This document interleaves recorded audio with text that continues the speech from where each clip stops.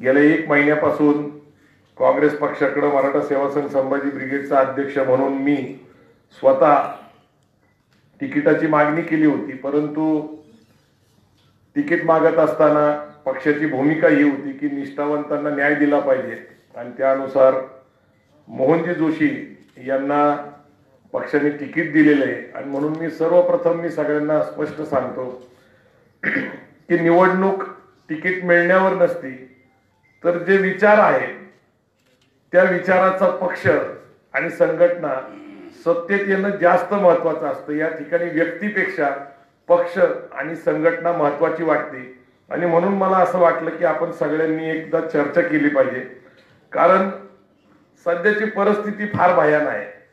आपण नुसतं ऐकतोय सारखं की लोकशाही धोक्यात आलेली आहे, संविधान धोक्यात आलेलं आहे, पण नेमकी लोकशाही काय आहे, संविधान काय आहे, याचा इतिहास काय आहे, वर्तमानात याची गरज काय आहे, किमान याच्याबद्दल आपण सगळ्यांशी संवाद साधावा, हा माझा खरा या आजच्या दिवसाचा मुख्य उद्देश आहे। आज ठराव घेतल्याप्रमाणे बारामतीमधून सुप्रियाताई सुळे यांना आपण पाठिंबा दिलेला आहे। अमोलजी काटे बारामतीमधनं येतात, बारामतीच नाही तर काटेवाडीमधनच येतात आणि काटेवाडीमधनच पवार साहेब येतात, त्यामुळे आपल्याला वेगळा कुणाला पाठिंबा द्यायचा प्रश्नच येत। विशालजी तुळवे आहेत, ते प्रमोद गोतरणे आले तिथं, हे दोघेही खेड मतदारसंघातनं येतात। खेड मतदारसंघ हा मुख्यतः डॉक्टर अमोल कोल्हे राष्ट्रवादी काँग्रेसचे उमेदवार आहेत, तिथून ते दोघे येतात। पिंपरी चिंचवड मधनं आपले कार्यकर्ते आलेले आहेत, पुंडे साहेब असतील किंवा सतीश काळे असतील, तर त्या ठिकाणी पार्थ पवार उमेदवार आहेत आणि पुण्यामध्ये आम्ही सगळेच जण आहोत। स्वतः शांताराम कुंजीर आहेत, मी स्वतः आहे, मोहनदादा जोशींचा आम्ही चांगल्या प्रकारे प्रचार करत आहोत। सध्या काँग्रेसने जे काम उभं केलंय गेल्या 15 दिवसामध्ये ते मोठं आहे की सगळ्या ठिकाणी रॅली, सगळ्या ठिकाणी ऑफिसचं उद्घाटन, संवाद साधणे, वेगवेगळे मेळावे, यातून सध्या काँग्रेसची परिस्थिती अत्यंत चांगली आहे। मला मुख्यतः मनसेचा आभार मानलं पाहिजे, कारण राजजी ठाकरेंनी ज्या प्रकारची भाषणं महाराष्ट्रामध्ये केलेली आहेत त्यातनं एक उत्साह नवमतदारांमध्ये निर्माण झालेला आहे आणि एकूणच मोदी सरकार, भारतीय जनता पार्टी, फडणवीस सरकार यांनी जो उच्छाद गेल्या 5 वर्षामध्ये मांडलेला आहे त्यांचा खोटेपणा, मोदींचं एक वाक्य नंतर परत पुढच्या भाषणामध्ये वेगळं बोलणं, हा संपूर्ण फार्स त्यांनी बाहेर केलेला आहे।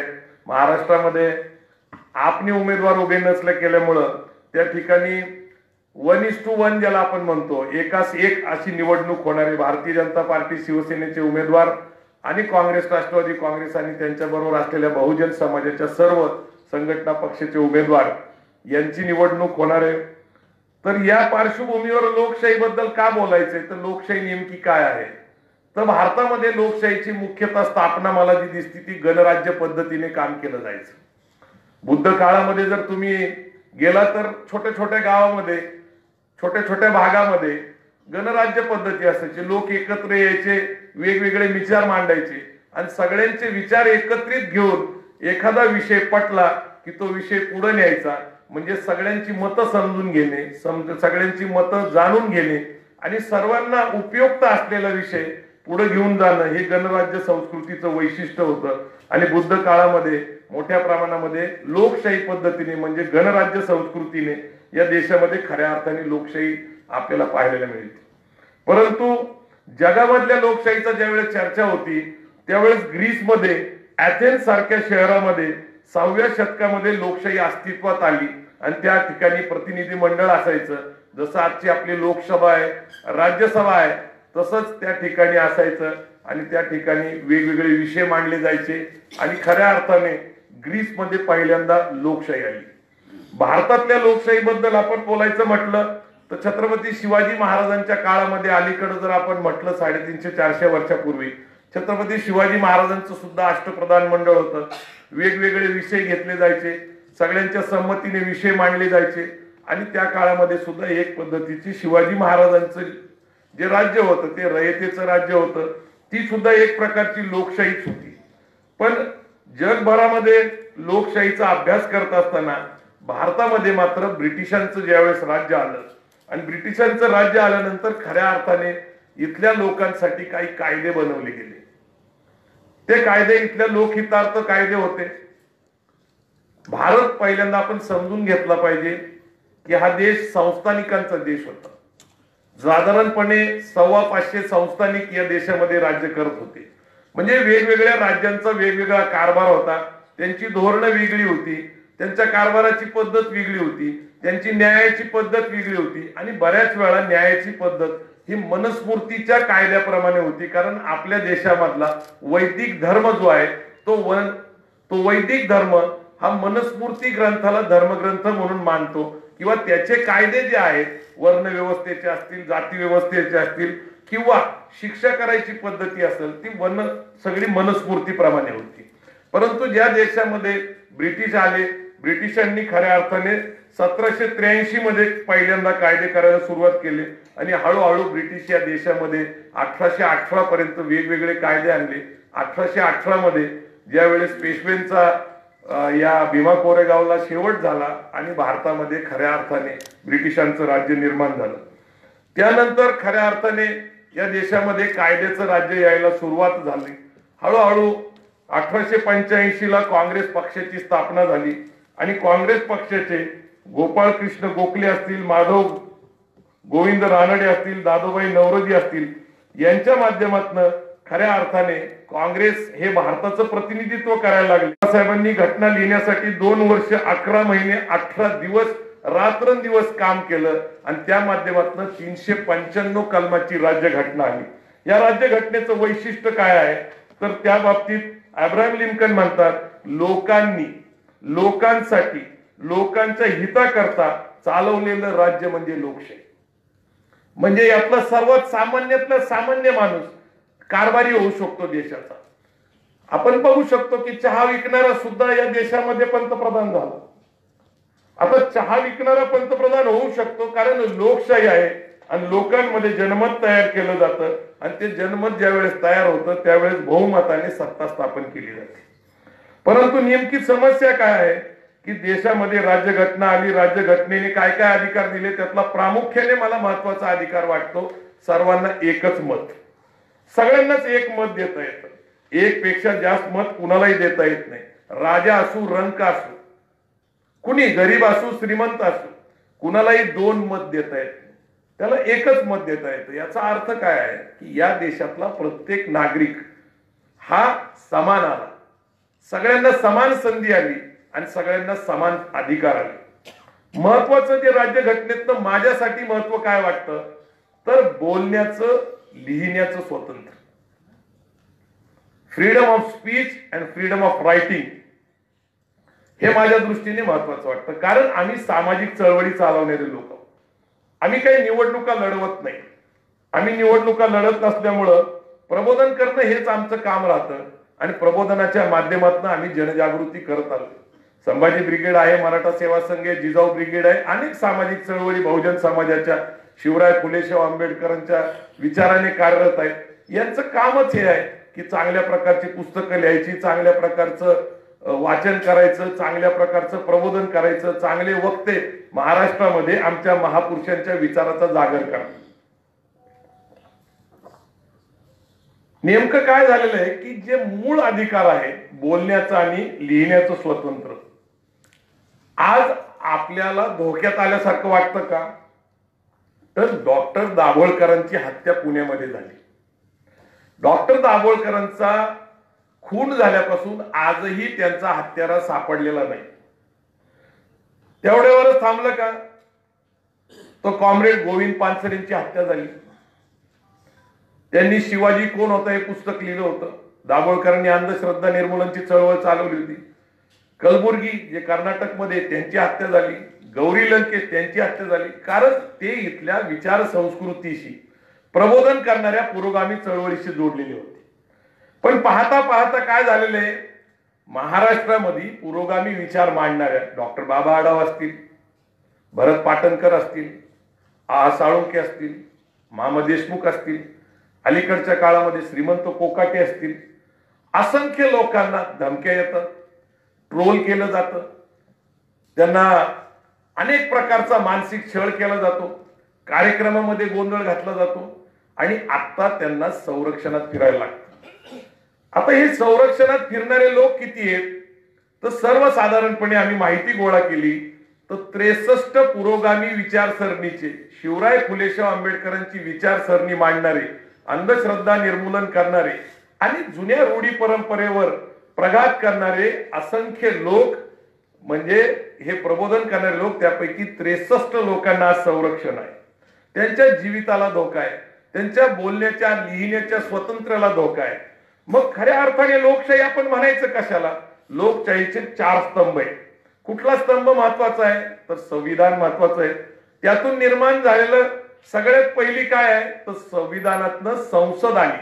संसद म्हणजे आपल्याकडे 2 प्रकारची असते, एक राज्यसभा आणि दुसरी लोकसभा. लोकसभा आपण प्रतिनिधी मंडळात निवडून पाठवतो, ती आता आपली निवडणूक सुरू आहे. दुसरी विधानसभा, विधान परिषद आणि स्थानिक स्वराज्य संस्थेमध्ये जिल्हा परिषद आली, पंचायत समिती आली, महानगरपालिका, नगरपालिका, आणि हे प्रतिनिधी मंडळामध्ये लोक निवडून पाठवतो. याला आपण लोकशाही पद्धती समजतो. काही लोकांना काय वाटतं की निवडणुका येणं आणि निवडणुकीला मतदान करणं म्हणजे लोकशाही. निवडणुकीला निवडून येणं एवढ्यापुरती लोकशाही मर्यादित नाही, तर लोकांनी लोकांसाठी चालवलेली एक न्यायी प्रक्रिया म्हणजे लोकशाही, आणि त्याच्यासाठी राज्यघटना आपण स्थापन केली. कार्यकारी मंडळ असेल, न्यायपालिका असेल, न्यायपालिकेच्या माध्यमातून आम्हाला न्याय मिळतो. एखाद्या कायदा तयार झाला, समजा आता मराठा आरक्षणाचा मुद्दा आहे, मराठा आरक्षणाचा मुद्दा संविधानाला धरून, कायद्याला धरून, कॉन्स्टिट्यूशनलच्या असेंब्लीमध्ये झालेल्या चर्चेला धरून आहे का? तर कायदे मंडळामध्ये कायदा केला जातो, म्हणजे लोकसभेत, विधानसभेमध्ये कायदा बनवला जातो. परंतु तो तसाच पारित होतो का? तर काही आपल्यापैकी लोकांना जर वाटलं की हा कायदा आमच्यावर अन्याय करणार आहे, अपाय करणार आहे समाजामध्ये, तर तो कोर्टात जातो. न्यायपालिकेमध्ये न्यायाधीशापुढे आपला प्रश्न मांडतो, वकील देतो, आणि आपल्याला न्याय मिळावा या भूमिकेतनं कोर्टामध्ये कुठलाही मुद्दा असेल. न्यायपालिका हा लोकशाहीचा एक महत्वाचा स्तंभ आहे. कार्यकारी मंडळ आहे, आणि दुसरं महत्वाचं आहे प्रचार प्रसार माध्यम. म्हणजे आता आपण इथं, आता सध्या तर फेसबुक, व्हॉट्सअप असेल, इंस्टाग्राम असेल, ट्विटर असेल किंवा युट्यूब असेल, हे सोशल मीडियातलं आहे. प्रिंट मीडिया आहे, इलेक्ट्रॉनिक मीडिया आहे, हे सगळे प्रचार प्रसार माध्यम आहेत. परंतु हे नुसतेच आहेत का? तर तसं नाहीये. त्याला संविधानात्मक अधिकार आहे. कारण झालेले निर्णय असतील, घडलेल्या घटना असतील, लोकांपर्यंत जशाच्या तशा विश्लेषण करून हवा असेल तर पोहोचवण्याची जबाबदारी प्रचार प्रसार माध्यमावर आहे. म्हणजे मुख्यतः प्रचार प्रसार माध्यमाचा लोकशाहीच्या माध्यमातून, म्हणजे लोकांच्या माध्यमातून एक दबदबा प्रचार प्रसार माध्यमाचा हा संविधानावर असतो, आपल्या संसदेवर असतो, आणि जे काही निर्णय होत असतात त्याच्यावर त्यांचा दबाव असतो. पण सध्याच्या लोकशाहीची काय परिस्थिती आहे आपण जर समजून घ्यायचा प्रयत्न केला तर असं लक्षात येतं की भारतातली जी लोकशाही आहे सध्या धोक्यात आलेली. मला जागतिक लोकशाहीबद्दल बोलता येऊ शकतं, परंतु खूप कमी वेळ आहे. परंतु तरीही आपण सर्वसाधारणपणे जगातली सगळ्यात मोठी लोकशाही ही आपली भारतातली आहे. कारण नुकताच आपण एक ऐतिहासिक गोष्ट केलेली आहे. भारतामध्ये सध्या लोकसंख्या आहे किती? 136 कोटी. आता 136 कोटी लोकसंख्या आहे, आणि त्यांच्यासाठी या देशामध्ये लोकशाही पद्धतीने निवडणुका होत आहेत. आणि अशा प्रकारच्या जगात कुठं कुठं लोकशाही आहे तर अमेरिकेमध्ये आहे, युरोप खंडामध्ये आहे. नुसत्या युरोप खंड म्हणजे सगळेच देश आले, युरोप खंडातले 22-23 जे देश आहे त्यांची एकूण लोकसंख्या किती आहे तर 74 कोटी. अमेरिकेमध्ये उत्तर खंडातली आहे 98 कोटी, आणि त्याच्या खाली दक्षिणेतली आहे ती 42 कोटी, आणि ऑस्ट्रेलियामध्ये फक्त 4 कोटी लोकसंख्या आहे. म्हणजे सगळ्यात मोठी लोकशाही जी आहे ती भारतातली लोकशाही आहे. 136 कोटी लोक या देशामध्ये राहतात. परंतु आता सध्या जर लोकशाही धोक्यात आली असं आपण म्हणतो. आता मगाशीच सांगितलं आणि आपल्या सगळ्यांना माहिती आहे की दिल्लीमध्ये संविधानाची प्रत जाळली. संविधानाची प्रत जाळली. संविधानाची प्रत जाळल्या माणसाला शिक्षा झाली का? बिलकुल शिक्षा झाली नाही. भारतीय जनता पार्टीचं केंद्रातलं आणि महाराष्ट्रातल्या सरकारने निषेध नोंदवला का? त्यांनी निषेधच नोंदवला नाही. मग संविधानाची प्रत जाळणारा कोण होता, तर त्याचा शोध खरं तर घ्यायला पाहिजे. तसंही झालं नाही. परंतु एकीकडे संविधान जाळलं जातं आणि दुसरीकडे मनुस्मृतीचा अधिकार मिळाला पाहिजे. मनुस्मृती म्हणजे नक्की काय हे पहिल्यांदा आपल्याला कधीतरी समजून घेतलं पाहिजे. जी मनुस्मृती बाबासाहेब आंबेडकरांनी 1927 ला चौदार तळ्याच्या आंदोलनाच्या वेळेस महाडला जाळली होती, त्या मनुस्मृतीने परत वर डोकं काढायचा प्रयत्न करतेय का, तर निश्चितच. कारण संघ परिवाराने जो भारतीय जनता पार्टी पक्ष स्थापन केलेला आहे, मुळात आज जो भारतीय जनता पार्टी पक्ष आहे तो RSS नावाच्या संघटनेचा फक्त चेहरा आहे, एवढं मात्र लक्षात ठेवा. कारण आपले मुख्यमंत्री असतील देवेंद्र फडणवीसजी किंवा नितीन गडकरीजी किंवा केंद्रामध्ये असतील अमित शहा भाजपचे अध्यक्ष किंवा नरेंद्र मोदीजी, हे चारही लोक तुम्ही लक्षात ठेवा की दसऱ्याच्या दिवशी हे हाफ चड्डी घालतात, काळी टोपी घालतात, हातात काठी घेतात आणि संचलन करतात. हे पूर्ण वेळ RSSचे प्रचारक लोक आज भारतीय जनता पार्टीच्या माध्यमातून राजकारणात आलेले आहेत. कुठलेही तर हे तुम्हाला उदाहरण दाखवले. सगळे जेवढे लोक भारतीय जनता पार्टीच्या सत्तेच्या राजकारणामध्ये पदावर बसलेले आहेत, मंत्री पदावर बसलेले आहेत, अधिकारावर बसलेले आहेत, हे सगळे संघ परिवाराचे पूर्ण वेळ कार्यकर्ते. मग संघ परिवारासाठी बायबल काय आहे, त्यांचा धर्मग्रंथ काय आहे, तर सगळ्यात महत्वाची गोष्ट आहे की गोलवलकर गुरुजींनी लिहिलेलं bunch of thoughts. Bunch of thoughts म्हणजे काय, विचारधन. आणि विचारधनामध्ये हा देश कसा चालला पाहिजे, ते हिंदू राष्ट्र झालं पाहिजे. अखंड भारताची कल्पना, अखंड भारत म्हणजे इकडे बांगलादेश आला, खाली श्रीलंका आलं, तिकडं पाकिस्तान, अफगाणिस्तान, तुम्ही नकाशा बघितला असेल तुम्ही. अखंड भारताचा नकाशा दाखवला जातो. अखंड भारत असला पाहिजे, झेंडा कुठला असला पाहिजे तेही त्यांनी सांगितलंय. आजही संघ परिवाराचे लोक भारतीय संविधानाला मान्यता देत नाही, परंतु संविधानाच्या माध्यमातून सत्तेत येऊन मात्र सत्तेचा उपभोग घेतात, मात्र संविधान मानत नाही. भारताचा झेंडा मान्य करत नाही, तिरंगा. भारताची लोकशाही मान्य करत नाही. म्हणजे आपल्याला धोका काय आहे, तर ते कधी अमान्यही करत नाही. म्हणजे अजून तरी मी संघाचे संचालक जे मोहनजी भागवत आहेत किंवा नरेंद्रजी मोदी असतील, यांनी अजूनपर्यंत सांगितलं नाही की आम्ही बंच ऑफ थॉट्सच्या विचाराने चालणार नाही, ज्याला आपण मराठीमध्ये विचारधन मानतो. मग विचारधनाच्याच पद्धतीने जर तुम्ही चालणार असाल तर हे जे सातत्याने आपण ऐकतोय की लोकशाही धोक्यात आलेली आहे, संविधान धोक्यात आलेलं आहे. संविधान आणि लोकशाही खरं तर वेगळ्या गोष्टी नाही. संविधानाच्या माध्यमातूनच लोकशाही प्रस्थापित झाली आहे देशामध्ये. ठरवलेलं आहे लोकशाही पद्धती कशी चालत ते म्हणजे संविधान हे कायद्याचं पुस्तक आहे. आणि ते आमच्यासाठी किती महत्वाचं आहे, तर आमचे महापुरुष जे आहेत त्यांच्या विचारावर आधारित ते आहे. ते कसं, तर पिरॅम्बलचं जे पान आहे, पिरॅम्बलचं पान काय सांगते, या देशामध्ये आम्हाला काय प्रस्थापित करायची, समता. समतेचा विचार कुणी दिला, महात्मा ज्योतिबा फुलेंनी. महात्मा ज्योतिबा फुले म्हणतात की मी समता इस्लामकडून शिकली. बंधुभाव, बंधुत्वाबद्दल कोणाबद्दल बोललं जातं, छत्रपती शाहू महाराज. छत्रपती शाहू महाराजांनी अस्पृश्य निवारणाचं काम केलं, सगळ्यांना हक्क अधिकार दिले. कोल्हापूर हे जे संस्थान होतं, करवीर संस्थान, त्याच्यामध्ये त्या काळामध्ये जे त्यांनी कायदे केले आणि म्हणून त्यांनी जे बंधुत्व निर्माण केलं.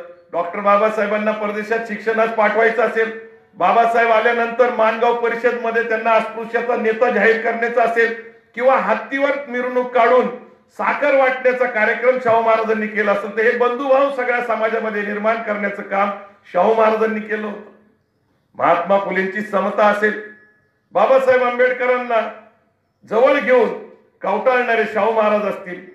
त्या एक तर प्रसंग खूप चांगला आहे पण आता वेळ कमी आहे. शाहू महाराजांनी बाबासाहेबांचं बंधुत्व असेल, समता, बंधुता, न्याय.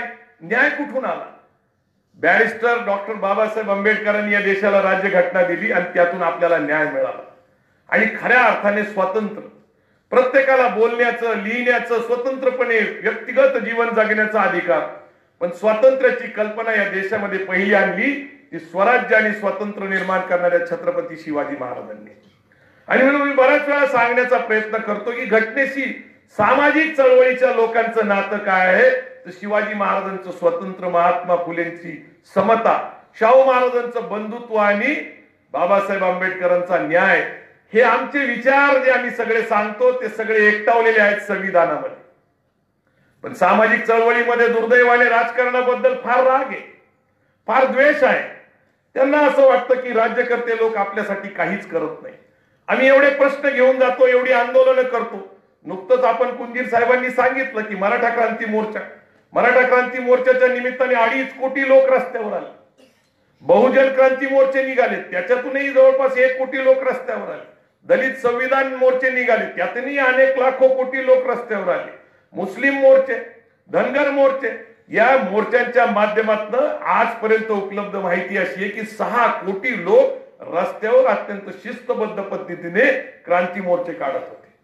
परंतु सामाजिक चळवळीतल्या कार्यकर्त्यांना राज्यकर्त्यांवर विश्वास राहिलेला नाही.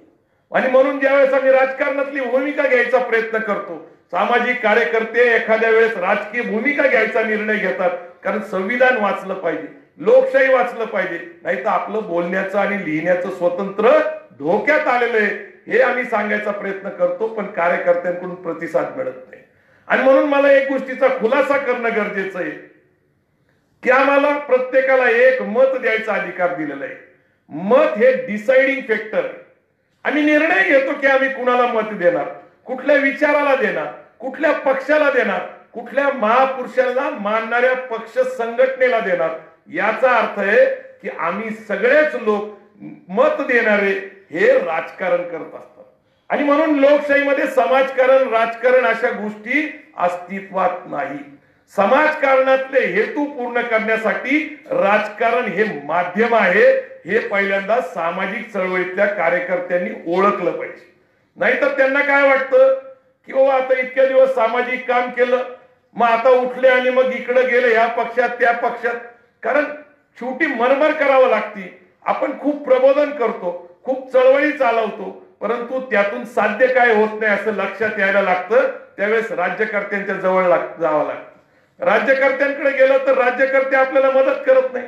मला तुम्हाला खुलेआम सांगायला लाज वाटणार नाही किंवा वाईटही वाटणार नाही की जर आम्ही राजकीय पक्षाच्या विचाराचा जो अजेंडा आम्ही चालवतो ते शिवराय फुले शाहू आंबेडकरांचा, परंतु आम्ही ज्या विचाराचे जे पक्ष आहेत त्यांच्याकडे जर काही गेलो आणि आमच्यापैकी काही लोकांना सत्तेची पदं द्या म्हटलं तर ते देत नाही. पण विरोधीची विचाराचे ज्यांच्या विरोधात आपली लढाई आहे त्यांच्याकडे जर तुम्ही गेला, तुम्हाला जायची गरजच नाही, तेच तुमच्याकडे येतात. मी तुम्हाला उदाहरण सांगू का? मराठा क्रांती मोर्चाच्या निमित्ताने जे जे नेतृत्व तयार झालं त्यांना कुणी सन्मानाची पदं दिली? विनायक मेटेंना आमदार कुणी केलं? भारतीय जनता पार्टीने. छत्रपती संभाजी महाराजांना खासदार कुणी केलं? भारतीय जनता पार्टीने. नारायण राणेंना खासदार कुणी केलं राज्यसभेचं? भारतीय जनता पार्टीने. नरेंद्र पाटील राष्ट्रवादी काँग्रेस सोडून कुठल्या पक्षात गेले? भारतीय जनता पार्टीमध्ये गेले. त्यांना लोकसभेसाठी साताऱ्यातनं, पण तिथली जी तात्कालिक परिस्थिती आहे तिथं शिवसेनेला जागा असल्यामुळे मग ते शिवसेनेकडून उभा राहिले. परंतु एखाद्या सामाजिक चळवळीतल्या फुले शाहू आंबेडकरांच्या विचाराच्या कार्यकर्त्यांनी काँग्रेस, राष्ट्रवादी काँग्रेस, पुरोगामी विचाराच्या पक्षाकडे जर तिकिटाची मागणी केली तर या पक्षांना तुमच्या कार्यकर्त्यांची किंमत नाही. हे माझा स्वतःचा आणि सगळ्या कार्यकर्त्यांचा अनुभव. मी हे का सांगतो तुम्हाला की ज्या विचाराचा आपण जोपासना करतो, वर्षानुवर्ष हा विचार टिकला पाहिजे याचा प्रयत्न करतो आणि त्याचा फायदा ज्या राजकीय पक्षांना होतो त्या पक्षांना मात्र सामाजिक कार्यकर्त्यांची किंमत नाही. हा माझा स्वतःचा आणि चळवळीतल्या सगळ्याच लोकांचा अनुभव आहे. परंतु तरी अशा परिस्थितीमध्ये आपण काँग्रेस, राष्ट्रवादी काँग्रेस, शेतकरी कामगार पक्ष, रिपब्लिकन डावी आघाडी यांच्याबरोबर जाण्याचा निर्णय का घेतला? तर सत्ता मिळवणं आमचा उद्देश नाही, तर संविधान आणि लोकशाही वाचवणे हा आमचा मूळ उद्देश आहे. आणि हा उद्देश आपण लक्षात घेतला पाहिजे. मी तुम्हाला खुल्याशाने संवाद साधण्यासाठी या ठिकाणी बोलत आहे. सध्या नेमकं मी जे 4 स्तंभ सांगितले, न्यायपालिका असेल, संविधान असेल, प्रचार प्रसार माध्यम असेल, कार्यकारी मंडळ असेल, काय झालंय नेमकं या देशामध्ये? का आपण लोकशाही बद्दल बोलतोय? तर लोकशाही बद्दल या कारणाने बोलतोय की न्याय व्यवस्थेला निर्माण झालेला धोका. न्याय व्यवस्थेला धोका खरंच निर्माण झालाय का? तर न्याय व्यवस्थेला धोका निर्माण झालेला आहे, कारण 12 जानेवारी 2018 रोजी सर्वोच्च न्यायालयाचे 4 ज्येष्ठ न्यायाधीश देशातील न्याय व्यवस्थेला धोका आहे, लोकशाहीला धोका आहे म्हणून त्यांनी जाहीरपणे पत्रकार परिषद घेतली. सर्वोच्च न्यायालयाचे कामकाज हे नीट चालत नसून त्याच्यामध्ये केंद्रातील प्रमुख लोक हस्तक्षेप करतात आणि म्हणून त्यांनी भारतीय इतिहासामध्ये, स्वतंत्र भारतामध्ये पहिल्यांदा 4 सुप्रीम कोर्टचे जज रस्त्यावर येऊन त्यांनी पत्रकार परिषद घेतली आणि त्यांनी सांगितलं की इथं न्याय व्यवस्थित मिळत नाही. हा धोका तुम्ही पहिल्यांदा लक्षात घेतला पाहिजे. दुसरा धोका आहे सीबीआयचे डायरेक्टर. खर तर ती स्वयंपूर्ण सत्ता आहे, म्हणजे ते स्वतंत्र आहे. त्याला सीबीआयच्या डायरेक्टरचं काय झालं? आलोक वर्मा माहिती आहे तुम्हाला, स्पेशल डायरेक्टर होते. राकेश अस्थाना माहिती आहे तुम्हाला. आणि यांच्यातला वाद इतका टोकाला पोहोचला की सीबीआय मध्ये हस्तक्षेप सरकारने केला आणि त्यांची बदली रात्री 2 वाजता केली. व्हॉट्सअपवर त्यांचा आदेश पाठवला. म्हणजे हा आता आजकाल नवीनच प्रकार झालेला आहे. तर गुप्तचर यंत्रणा ज्यांच्या ताब्यामध्ये आहे आणि ती एक स्वतंत्र यंत्रणा असताना सुद्धा सीबीआयच्या अधिकाऱ्यांवर कारवाई केली जाते आणि जी देशाला मान्य नाही. म्हणजे सीबीआय सुद्धा आज धोक्यात आलेली आहे, न्यायपालिका धोक्यात आलेली आहे. तुम्हाला आश्चर्य वाटेल की रिझर्व्ह बँकेचा नेमका जो काही मागचा जो प्रसंग सगळेजण भाषणामध्ये सांगतात की नोटाबंदी झाली, नोटाबंदीला रिझर्व्ह बँकेच्या गव्हर्नरची मान्यता होती का? तर रघुराम राजन यांच्यासारखा आंतरराष्ट्रीय कीर्तीचा अर्थतज्ञ भारताच्या रिझर्व्ह बँकेच्या गव्हर्नर पदाचा राजीनामा दिला. त्यांच्यानंतर उर्जित पटेल आले. उर्जित पटेल यांनी सुद्धा या सरकारला वेळोवेळी समजवण्याचा प्रयत्न केला की बाबा नोटाबंदी केल्याने धोका आहे, नोटाबंदी या देशाला परवडणार नाही आणि जे तुम्हाला साध्य करायचं याच्यातून साध्य होणार नाही.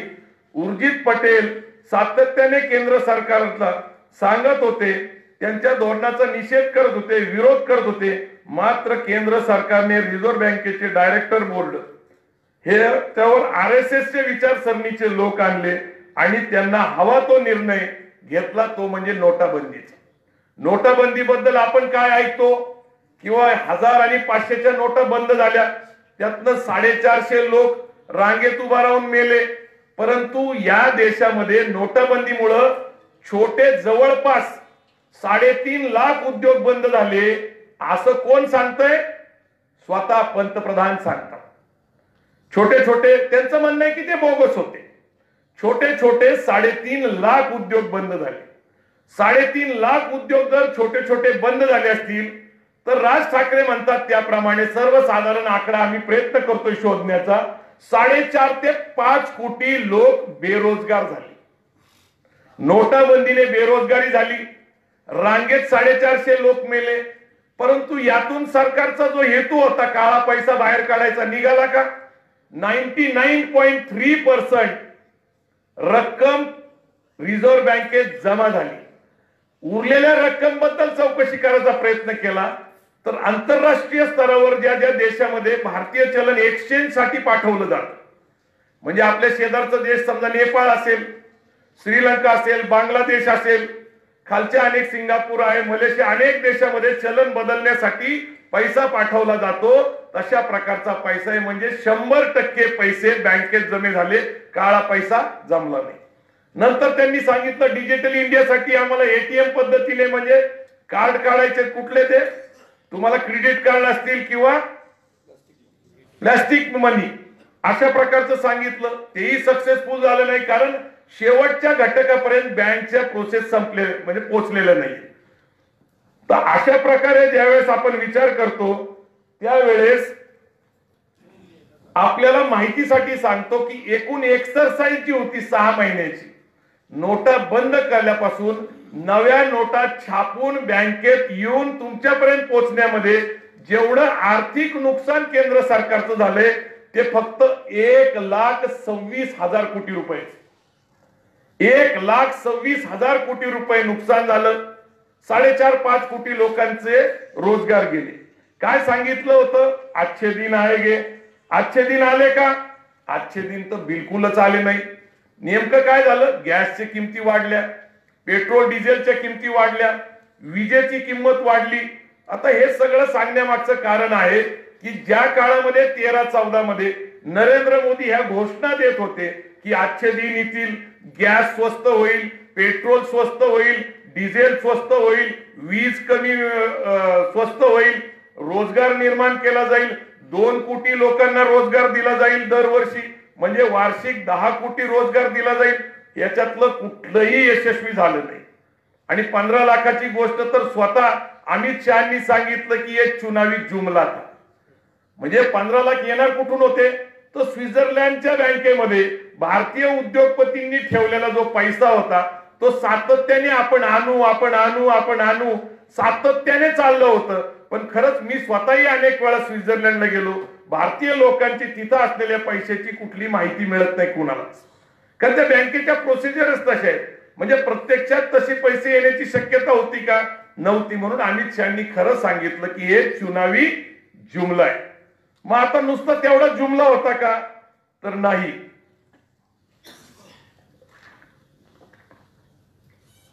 हे जे नरेंद्र मोदी आहेत हे गुजरातचे पहिल्यांदा मुख्यमंत्री झाले, त्यानंतर 5 वर्षांनी दुसऱ्यांदा झाले, त्यानंतर परत 5 वर्षांनी तिसऱ्यांदा झाले. एकूण 12 वर्ष नरेंद्र मोदी हे गुजरातचे मुख्यमंत्री होते. पण गुजरातचे मुख्यमंत्री पदाची निवडणूक लढत असताना किंवा तिथली विधानसभा लढत असताना तिन्ही निवडणुकीमध्ये एकदाही नरेंद्र मोदींनी आपण लहानपणी चहा विकत होतो असं सांगितल्याची कुठली नोंद सापडत नाही. 3 निवडणुकीमध्ये कधीच सांगितलं नाही की त्यांनी चहा विकत होते. त्यांचे मित्र प्रवीण तोगडिया, विश्व हिंदू परिषदचे राष्ट्रीय अध्यक्ष, त्यांनी सांगितलं की लहानपणापासून मोदी माझे मित्र आहेत, पण त्यांनी लहानपणी चहा विकला अशी माझ्याकडे कुठलीच माहिती नाहीये. म्हणजे एकूणच नरेंद्र मोदीची जी प्रतिमा निर्माण केली आहे तीच पहिली फसवी आहे, तोच पहिला जुमला आहे. जुमला म्हणजे खोटेपणा आहे. मोदींचा इतिहास काय माहिती तुम्हाला? 2002 ला गोध्रा हत्याकांड घडलेले आणि गोध्रा हत्याकांडामध्ये अमित शहा आणि नरेंद्र मोदी गुन्हेगार ठरवलेले. त्यातनं मला तुम्हाला पुढचा विषय सगळ्यात धोकादायक सांगायचा आहे की प्रचार प्रसार माध्यमामध्ये सध्या जे प्रमुख लोक गेली 5 वर्ष आणि 5 वर्षापूर्वी तुम्हाला टीव्हीवर दिसायचे वेगवेगळ्या चॅनल्स मध्ये, वेगवेगळ्या डिबेट्स मध्ये, मी उदाहरणादाखल तुम्हाला मी सांगतो. रवीश कुमार असतील, पुण्यप्रसून वाजपेयी असतील, अभिसर शर्मा असतील, बरखत दत्त असतील, निरंजन टकले असतील किंवा निखिल वागळे असतील किंवा अनेक लोक मी तुम्हाला सांगू शकतो, राजू पुरळेकर असतील, हे चांगले पत्रकार आता तुम्हाला टीव्ही मीडियामध्ये दिसत नाहीये, प्रमुख संपादक पदावर दिसत नाहीयेत. याचं कारण असं आहे की प्रचार प्रसार माध्यमावर सध्या सरकारने नियंत्रण आणले आणि नियंत्रण 2 प्रकारचं आणले. कारण प्रचार प्रसार माध्यमाचं अर्थकरण त्यांनी ताब्यात घेतलंय आणि काहीतरी 8,000 कोटीपेक्षा जास्त रकमा या जाहिरातीच्या निमित्ताने त्यांना पोहोचवलेल्या आहेत. आणि दुसरा धोका असा आहे की सरकारच्या विरोधात जर तुम्ही लिहिलं, बोललं तर तुमची गय केली जात नाही आणि तुम्हाला त्या पदावरनं हाकलून दिलं जातं. म्हणून मगाशी मी सांगितलं की न्यायपालिकेचे न्यायाधीश रस्त्यावर आले, न्यायपालिका धोक्यात आहे. संविधानाबद्दल तुम्हाला सांगितलं ते तर मुख्य धोक्यात आलेले.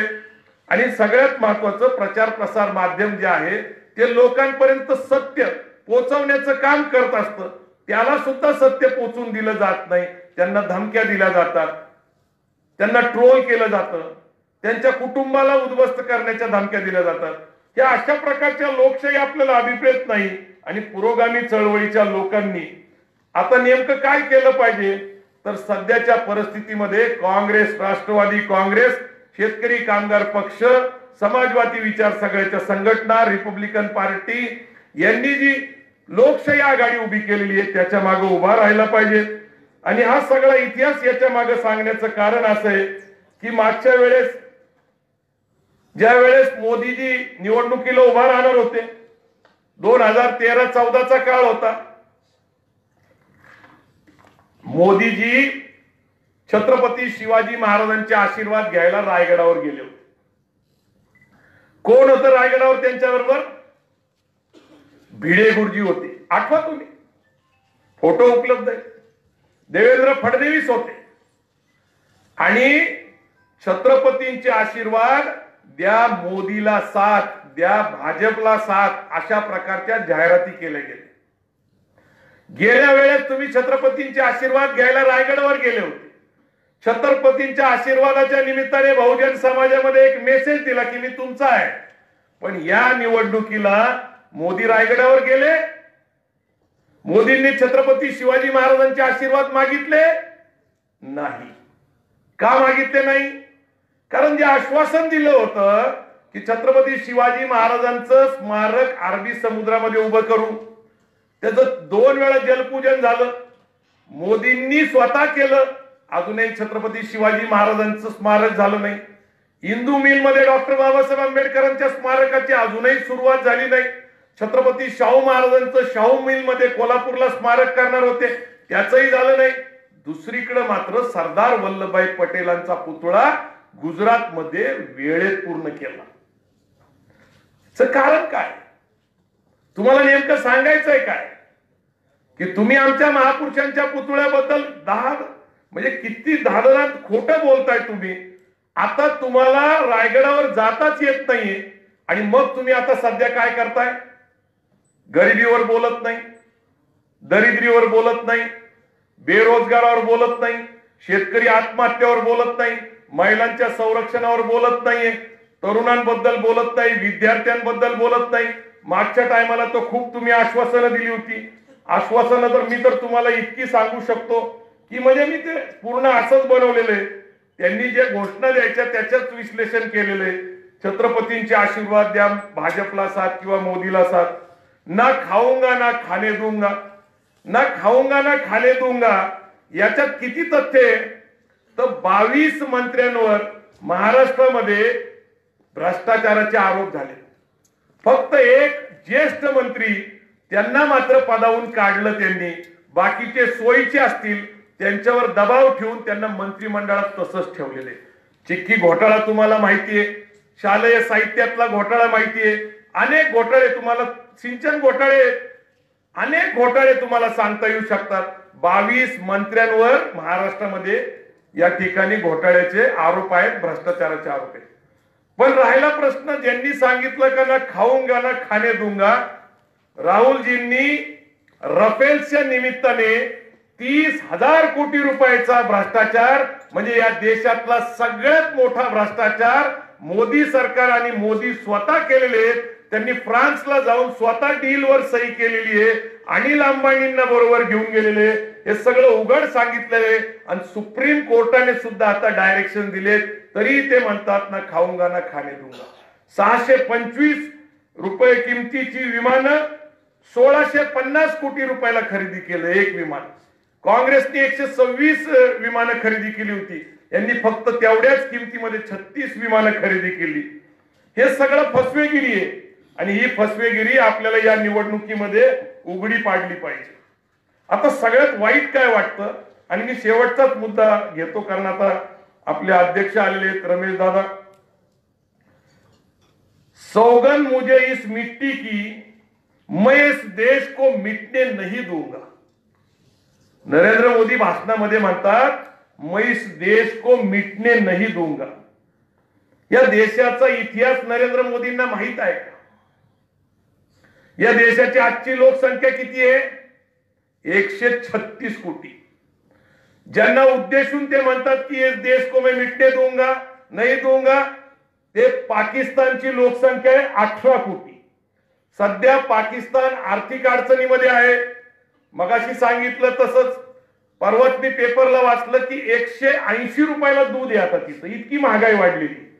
पाकिस्तान स्वतः आर्थिक संकटामध्ये आहे, पाकिस्तान युद्ध करण्याच्या परिस्थितीमध्ये नाहीये, मात्र पंतप्रधान म्हणतात मैं इस देश को मिटने नहीं दूंगा.